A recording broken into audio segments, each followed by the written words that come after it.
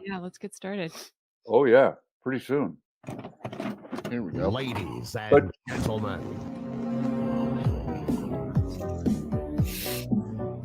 Movies with Mark.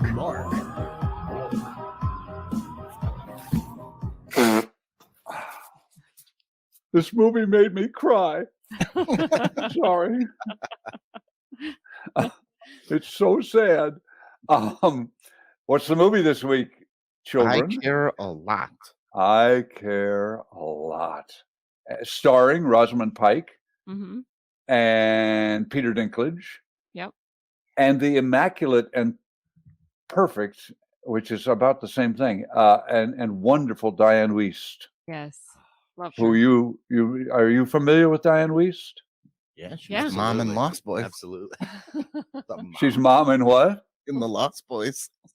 Oh, she was. That's right. Are you guys all about horror movies? Yeah, we like horror movies a lot. Yeah. Well, with Twisted Dreams, we do horror movies. So Not necessarily me. No. Yeah, I've never I've done a couple of them and talked about them, and I seem to have some affinity for them, but I don't always choose to watch them. Yeah. But anyway. Little Red, I think, would be a horror movie. Well, good. I like if you think the bigger the category gets, if it starts including things like Little Red, and as you guys thought it included Arsenic and Old Lace, then I don't care. It's okay. You can call it a horror movie genre if you want.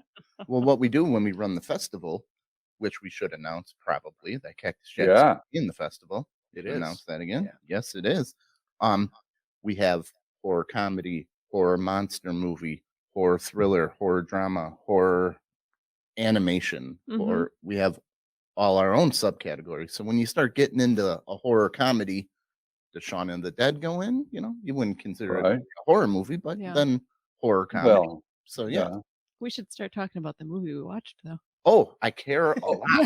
Let's do that. Yeah, we got to go. Yeah. I care so much about the movie I Care a Lot that it's hard for me to talk about. Makes me cry. It's a movie for the strangers who are sitting out there picking their nose, the people listening to this, the 4 people listening to this podcast or watching this podcast. How many people do you suppose watch your podcast? Do you know? Do you keep numbers on that? Yeah, we have a lot A lot. over the world. A lot. Okay. It's hard to get an exact number, but I know we've crossed over the 100,000. Over 100,000. That's in total. That's not at one sitting. Not at one sitting. How many ways can we avoid talking about this movie? I was just gonna say, Did you not like the movie, Mark? How about those Cardinals, huh? right? This movie, it's very interesting because as we were told by William, who can't be here because he's shoving pancakes in his mouth, he started watching it and felt compelled to watch the whole thing. And I can see that because it's very well executed. It looks good. Rosamund Pike is pleasant to look at. She speaks well. It starts out it gets you wanting to sort of see where this is going.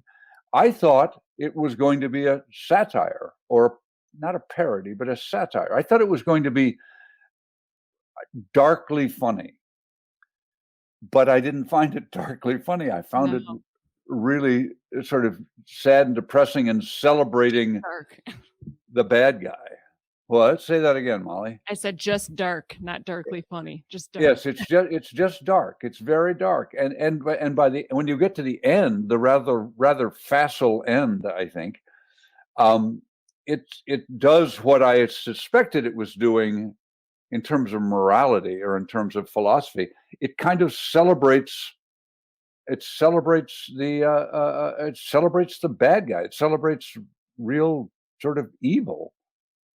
I mean, I don't think I've seen a character in a movie that I wanted to punch in the face. Oh my God.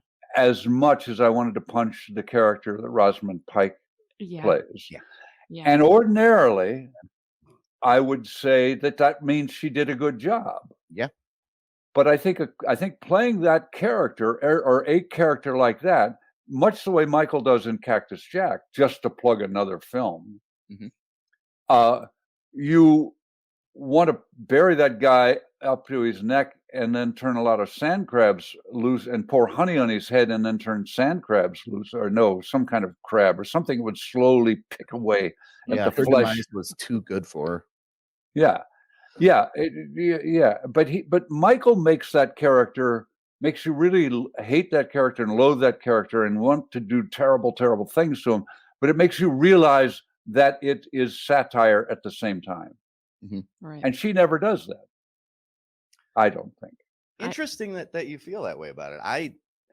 You liked it. I loved it. For me, it had the tone of an early Coen Brothers to me. Yeah. Oh yeah. And that's where the comedy or Heathers. Yeah. Or even Edward Scissorhands, in that the colors were just a touch too poppy. The light was just a little off. The people just were like one notch above. It wasn't overacted. It was really well done, but it was just one notch too much. And that's where the comedy lies. That's where the satire is. Yeah. I read a lot of the user reviews on it on IMDb and such. And from Cactus Jack, I know that people just kind of load up negative reviews, whether they've seen the movie or not. They base it on the trailer. But I feel like a lot of people didn't get it.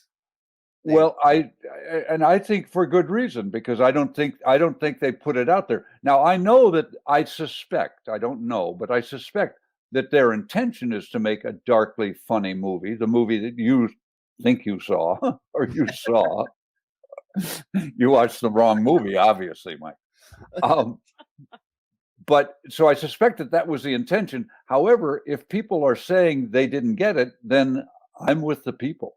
Because I get it, but I don't think it works. I don't think it elevates itself to that point where satire has to be in order for people to get it and laugh a lot.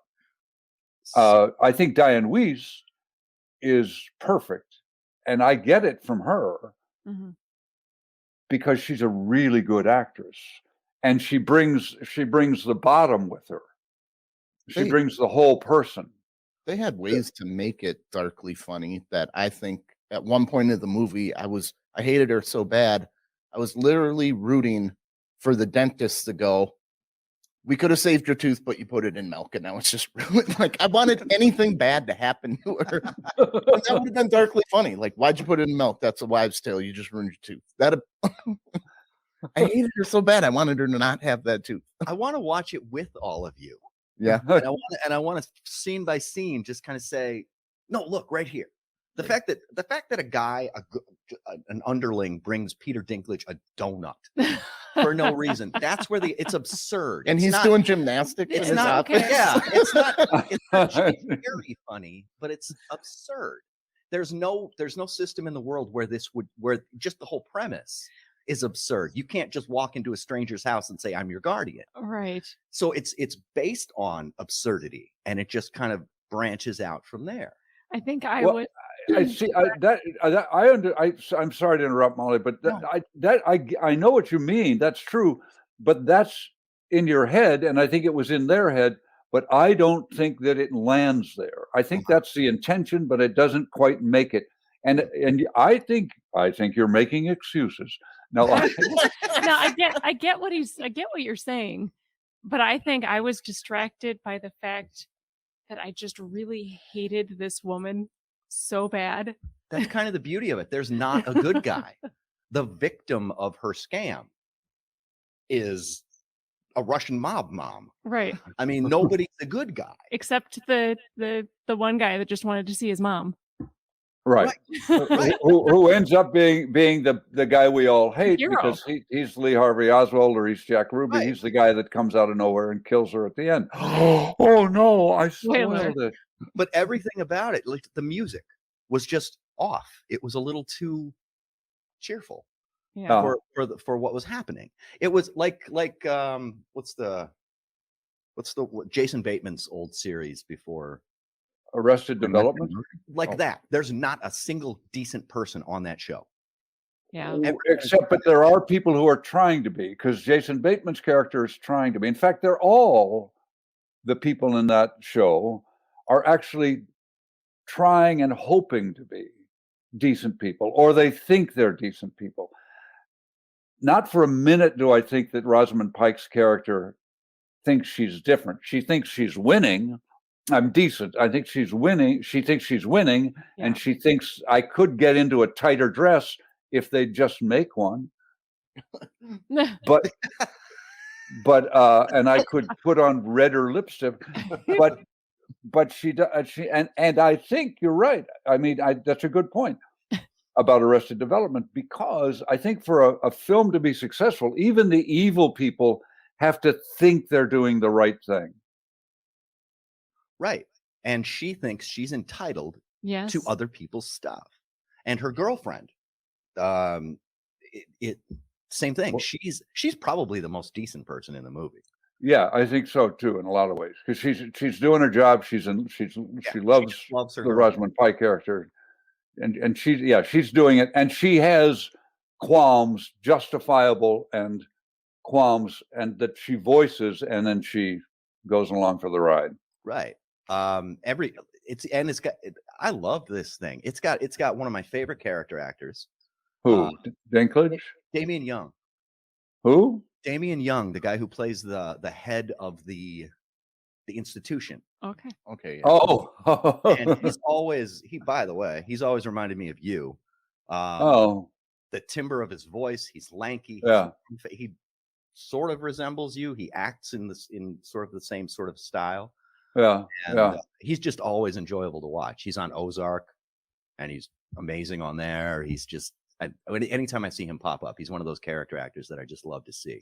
Right. He's perfect, and I don't know, everybody's just perfect in it. Yeah, he's really good. I don't know, it didn't connect with and I admit that possibly part of why it didn't connect to me is because the victims, the prey in this movie, are old people who are like me, who too personal. It was too. Well, yeah. It's a little close. It's a little close to home, because I know I get how many robocalls. You guys aren't old enough, but you get so many robocalls about once you pass a certain age. Once you start collecting Social Security, you go on a different list, and they say, "Oh, well, this guy, we can con this guy. We can convince this guy to have another toe attached to his foot because everybody's wearing 6 toes this season." Yeah. And we'll sell him a $40,000 operation. I actually got that. No, I never got that call. But maybe I should do calls like that. Yeah. No. So I may be more. I'm one of the vulnerable ones in this. The ones that are taken advantage of. Do we need to sort of recap what it's about, since we've given it away already? Sure. Yeah, we didn't talk about that at all. No. Yeah. No. The main character, Rosamund Pike, the one that everybody loves to hate. See, that's the thing. You love to hate these characters. People with Niedermeyer, I get emails still 41, 42 later, and no, well, not emails, but letters, how much they love to hate Niedermeyer. Both Molly and Tom and myself hated Rosamund Pike's character, Marla Grayson. What's her name? Is it Grayson? Yeah. But I didn't love hating her. I hated hating her. I don't like hating her, that woman. That stupid haircut that looked like a kid cut a doll's hair too. Just everything. Yeah. Is that a bob? Yeah. It was very. It was all crisp. Part of the absurdity. And it's funny you mentioned Niedermeyer, and you still don't seem to attach. Oh, I know. Niedermeyer could have been in this movie, or your dad from the Twisted Sister videos. It's just a notch more. Oh, I know. Reasonable. No, person. but that's the job. I mean, we're not paid to. We hold a mirror up to nature, but it's a mirror. It's a as Shakespeare says, as Hamlet says, but it's a mirror. So there's a distortion. We distort it with ourselves. So we do elevate it. It's always elevated. I mean, all movies take place at critical moments. nobody's going to make a movie about us sitting around talking about movies because it's boring unless we elevate it. And we elevate it. Tom elevates it just by his choice of clothing. Wow.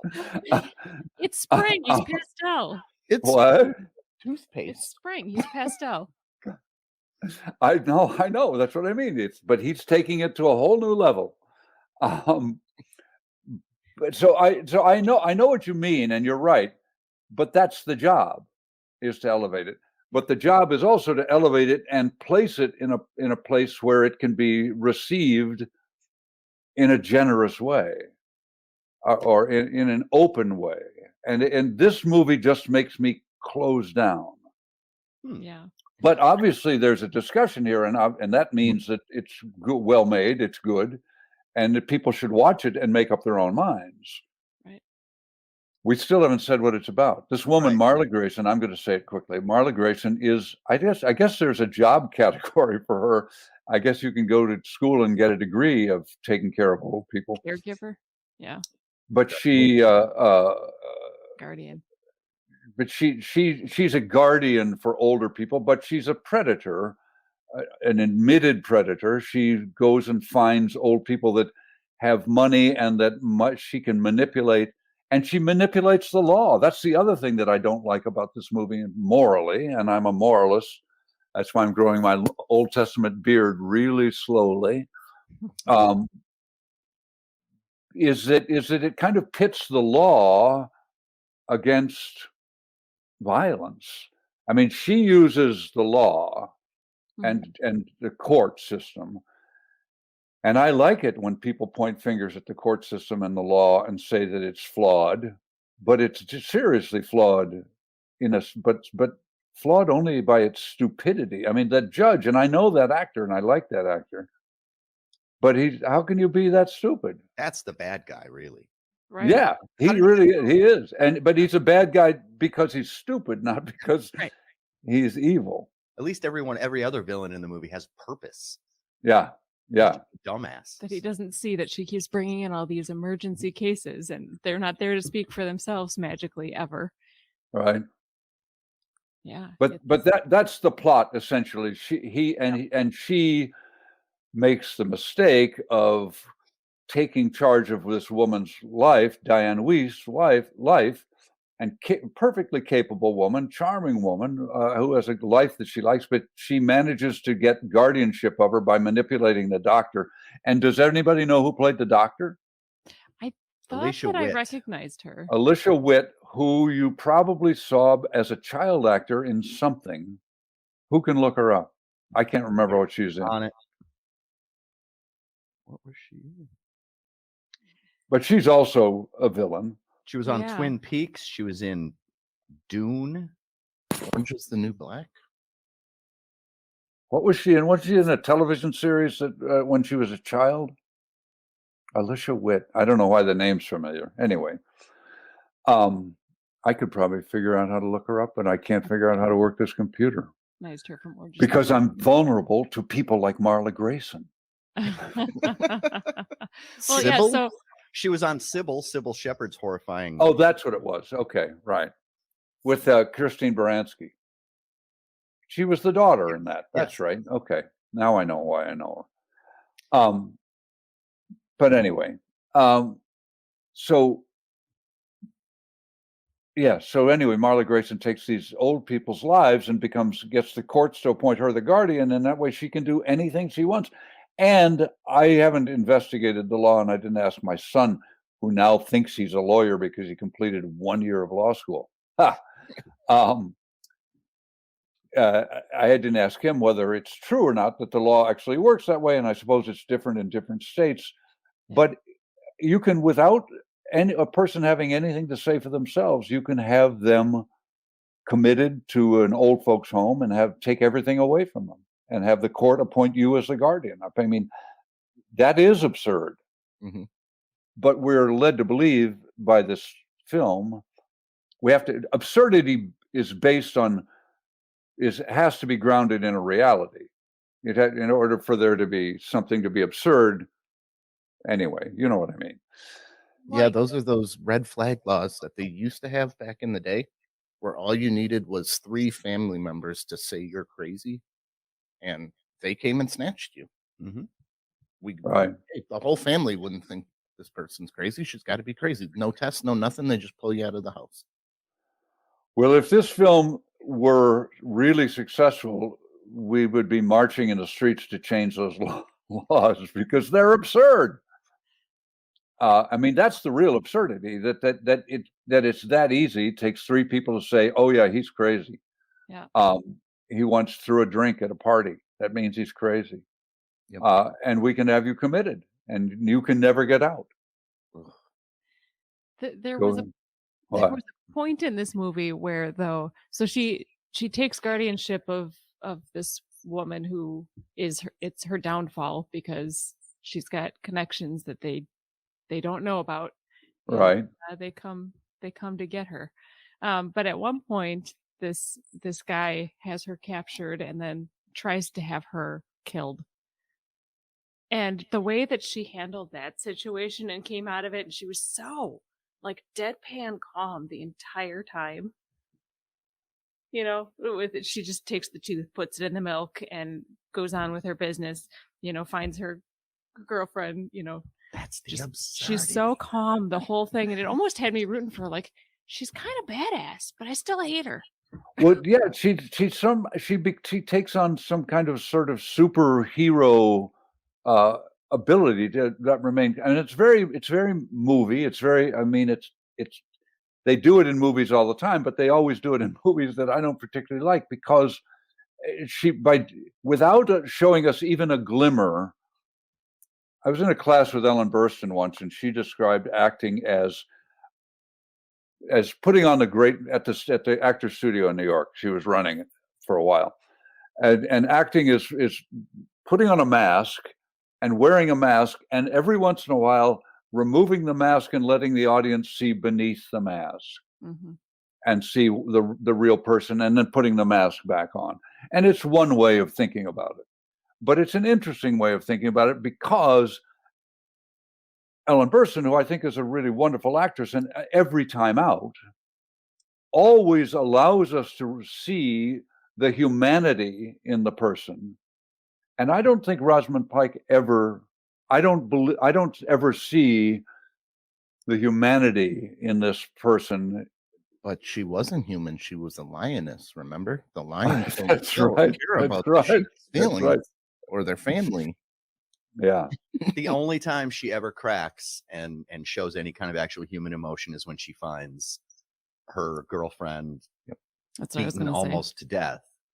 Yeah. Yeah, you see him in the shower. You see that she's capable of caring for her. She's capable of love, and she's capable of what normal people do, but she's dedicated herself to going in the other direction. Nah, that's probably just like a cherry in the world. The old people that had all this money, maybe like a good-looking lesbian that'll help you is like a cherry. She's just hard to find another one. She cared. She didn't care. It's just difficult. Well, all of you are wrong. It was a great movie. I'm not saying it wasn't a good movie. I think that it came off at the very beginning with this whole scene, and when it unveils what she's doing, it came off just a little bit too, I think, real and just terrible if this was real, because, you know, it hits close to home with, I'm sure, with Mark and with Tom's grandpa right now. He's got Alzheimer's, and we're debating. I don't know to this degree, but if they put him in a care facility because he can't take care of himself, they basically are going to take his home and all of his possessions and everything to pay for that, and everything that, you know, he worked for his whole life just boils down to, all right, now you're just, you know, stuck in this home. And I know this movie put me in a weird spot because I was putting myself in Peter Dinklage's character. Oh, okay. When he was gonna torture her, it's like, well, she doesn't fear death, and I'm like, make her beg for it. Make her beg for it.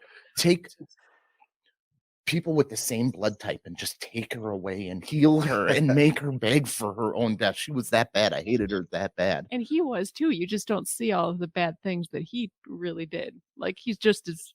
I'm like, no, they wouldn't have tried You're to rooting for him. do a drunk driving death on her. They would have tortured. He likes donuts. He likes quality. He's a nice guy. Picking out pastries for his mom.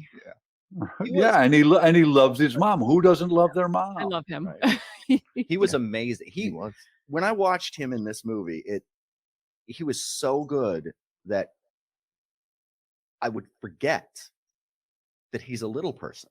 Yeah. Until the camera came back and they'd have him toddling away. Right. It's just like he's just so compelling to watch, and he was. Yeah. Well, he's got one of the great faces of movies nowadays. Yeah. And he's really good at using it. Yeah. Somebody on the internet, somebody was raving about how much they love Peter Dinklage in this movie, and they talked about the scene that you brought up right away, where he's picking out donuts at the or pastries at the pastry store, and the way he does it without words. It's some. He wasn't even pointing. I think he just nodded. Yeah, he like just Adam. No, he just sort of uses his eyes and points at it, and the eyebrows go up, and that's the one. Yeah. And they even portrayed him as physically dominating because he was like in the hardest gymnastics pose, like across just relaxing. He's like, yeah, talk to me. I'm just gonna sit here. Yeah, chilling." I'm 3 feet tall. Yeah. I'll do 6. Yeah, see, that's a level of physical absurdity that's very funny. Yeah. That choice, but other choices are just they don't make it up there to. Oh wow, there's 2 roses growing in my backyard. I just noticed that. That's it. And now I feel like that dog in Up who's talking along. Squirrel. Yes. Anyway, what was I saying? I was saying something really important, wasn't I? You were saying you had changed your mind about what you think about this movie. Oh yes, Michael's convinced me, and I think this is right up near Les Enfants de Paradis as one of my favorite movies of all time. I could play that movie. I would spurt it all the time.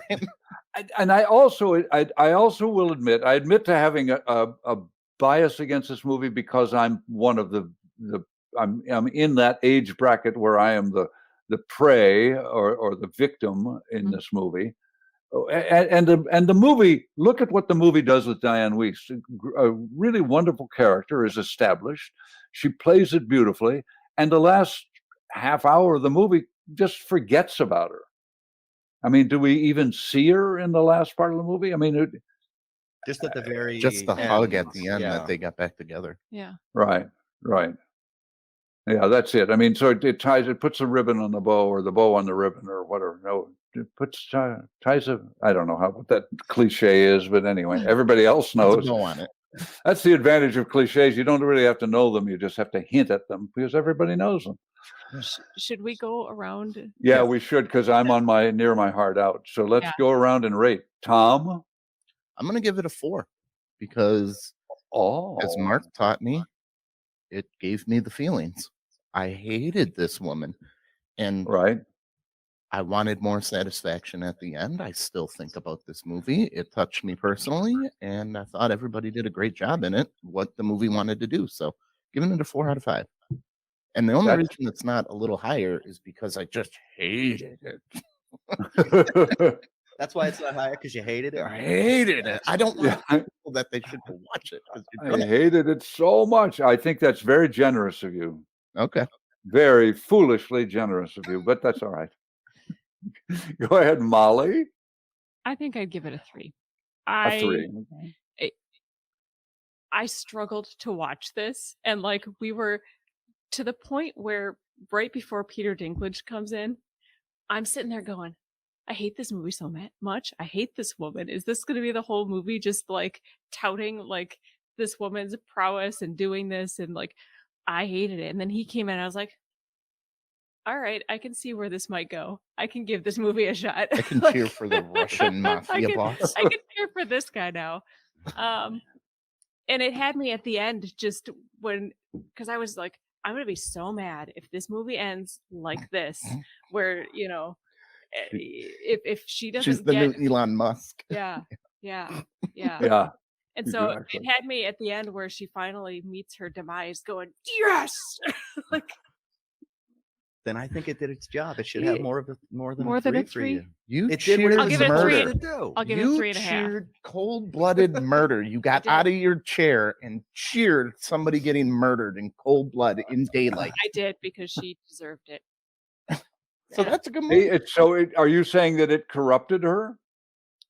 If a movie She can was- take a sweet, innocent girl like Molly to cheer murder, Can we get a close up of Molly right now? I wanted to see what is. I haven't seen a sweet, innocent girl in a long time. It's me. Oh, there you are. I'll give it Now I 3.5. know. Now I know what one looks like. 3.5. All right. I'll take it. I'll take it. Oh, everybody's inching up. Michael, you're having a good effect on people. Thank you.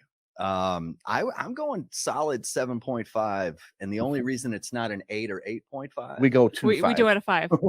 we only go. So they're Wow. getting good scores. 3.75. So I scored it higher. I liked it more than Michael somehow. Yeah. Well, The I only think you reason might it's be not higher- using the scale differently. Go ahead. I thought we were going 3.75. tenths. Nope. I thought we were No. going tenths. Then let 5. me go 4. Let me go 4. And the only reason You can go 4.1 if you want to be bigger than Tom. the only reason it's not higher is because it clearly didn't completely do its job and translate to other people the way it translated to me. And sometimes I don't know. I don't know if maybe that's a positive. Maybe it should be higher for me because it didn't. Because I don't know. I think film is supposed to inspire conversation. And Yeah. if take any two people and have them watch this film together, they'll probably have different takes on it. I agree. And I think that's effective filmmaking. Yeah. Yeah. No, you're right. So 4.1. 4.1. Okay. Well, I'm going to give it a 2.75 because I want to be the lowest. All right. But intellectually, and that's at an emotional level, because we also approach films at an emotional level, and then evaluate what that emotion is. Like Tom says that he gives it a 4, which is a very high score, higher than you gave To Have and Have Not, for which I will never forgive you. What? Yeah. I think he gave To Have and Have Not like a 2. Jesus Christ. One of the great movies ever made. But anyway, all that aside, I'm not bringing up the past. I'm dredging up the present. Let's all point our fingers at Tom now. That's why I take this class. So I can be better. Yeah, that's good. That's right. Cry over your sweetheart getting beaten up, and that makes you a good human being. No, now I've completely lost my train of thought. But how did I get off on To Have and Have Not? 2.75. Oh, yeah, it's just me. You were I criticizing just- Tom. It's my shirt. Oh, I was trying to explain once again why. It's important that we really feel things, and Tom really felt something about it, but he felt a real negative, but he still rated it high for feeling a negative. And I feel very strongly about it, and I feel a negative, so I'm going to give it a low rating because I want to be elevated somewhat when I watch something. Now, or think that being elevated is possible. I like self-delusion. All right, I admit it. I'm deluded. I'm wandering around too. But I also will admit, this is what I didn't. I also admit to never really liking Rosamund Pike. Always wanting to, but never really liking her. As an actor, you mean? As an actress. I mean, I think she's a perfect choice. I think she's a real spot-on choice to play this part, because this is a woman that one might say has no heart, or is a little chilly at the core, cold. And I think Rosamund Pike is too. I don't see in anything she does, including Gone Girl, which I think she's most celebrated for.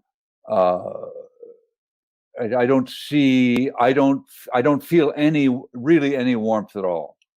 in the choices she makes, or the way she makes her choices, and the way she executes those choices. So, and I want to see that. I mean, if Hannibal Lecter, when Tony Hopkins plays Hannibal Lecter, there's a guy who's a little chilly at the core too, but he's not. He's really, he plays him as though there's this burning passion, confined, constricted, contained, against his will, passion going on, and that's what drives the audience towards him and carries the audience with him. Whenever I see Rosamund Pike playing that, I always see her playing that. I never feel as though that's what she is and where she's coming from. I don't know what her training or background is, but through this is the only thing I've ever seen her in. Oh, and from the first frame she was in till the very end, it screamed theater training to me. Hmm. And theater actors and film actors a lot of times approach it differently, and she seems theater to me. Yeah. It doesn't always work in film. It doesn't always work, but she makes it work. I mean, I think I think she's English, so I suspect she's had a good deal of theater training. I don't know what her background is either. I think she's English. I'm pretty sure she's English. You should go look at some other stuff of hers. Did you ever see Gone Girl? I did not. You should see that. You should see some. She's in a Tom Cruise movie, one of those Jack Reacher movies. She's very, very good at wearing tight clothing, and that's a skill. Mm-hmm.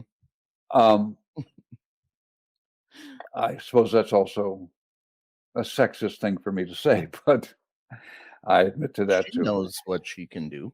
She knows what she's got, and she knows what she can do. Yeah. Yeah. So anyway, so I'm going to give it a 2.75, and I do have to get started going. Okay. All right.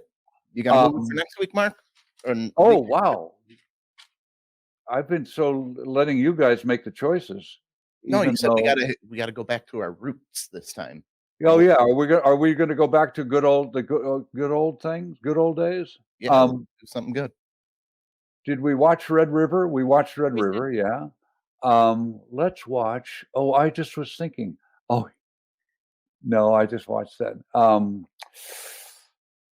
What should we watch? Oh, I want to watch. Where is it? Oh, it's downstairs. I made a list, but it's downstairs, and I can't remember where it is. Oh, darn it, I can't think. You can always email it to me if you want. Yeah, I can email it to you, and we can patch it in. Have you guys done Scarlet Street yet? Scarlet Street, is that Edward G. Robinson? Edward G. Robinson. Yes, we haven't talked about it. I know it. I know the one you mean. But let's do something funny and fun. Have you ever seen Ball of Fire? No. Howard Hawks directed. Barbara Stanwyck, Gary Cooper, and the best character actors in Hollywood at the time, which was probably 1945 or 46. A great bunch of character actors, a bunch of intellectuals living in a house writing an encyclopedia. Is it an encyclopedia or a dictionary? Okay. I think they're writing a dictionary. And Barbara Stanwyck, who is just a moll, a term that they used to use for the girlfriend of a gangster, is kind of on the lam and on the run because she's seen something, and people want her, the mobsters want her to shut her up. And she hides out in this house. They take her in because she's very flirtatious. She's very sexy. It's all men, obviously, because it's all intellectuals, and women aren't intellectual at all. Now, see, that was satire, wasn't it? There you go. I don't know. Was it? Sure, yeah, satire. Right. I can't tell. Oh, you couldn't tell? Well, it's on the edge. Oh, shoot. I wanted to tip it a little bit more than Rosamund Pike tipped it, but they're all, and she ends up in this house, and she knows all that street language and that. So it's a wonderful movie about language. It's really funny. So let's watch that. Can we watch that? Anything like Balls of Fury, I'm gonna love it. I doubt it is. I bet it's not. But What? Balls of Fury. Wait, what did Tom say? I missed it. He said if it's anything like Balls of Fury, he'll love it. Yeah, sorry. You're going to be disappointed. Okay. I can see we're heading up to have and have not street with Tom again. No, but we should let you go because you're past. Okay. Yes, I'm past my time. All right. Thank you. Thanks, Mark. And we'll talk more about your film festival. Your film festival. Let's plug your film festival. Twisted Dreams Film Festival, June 4th till 10 days after. 14th. 13th, right? 10 days? 4th, 5th, 6th, Anywho. 7th. You're the one who chose math. It's 10 days after, yeah. Yeah, 10 days after. All right, good. Well, going online. Mark's going to be a judge. And Cactus Jack is one of the submissions, one of the with this guy. It is no pressure though, Mark. Who you love to hate. And thanks for that check, Michael.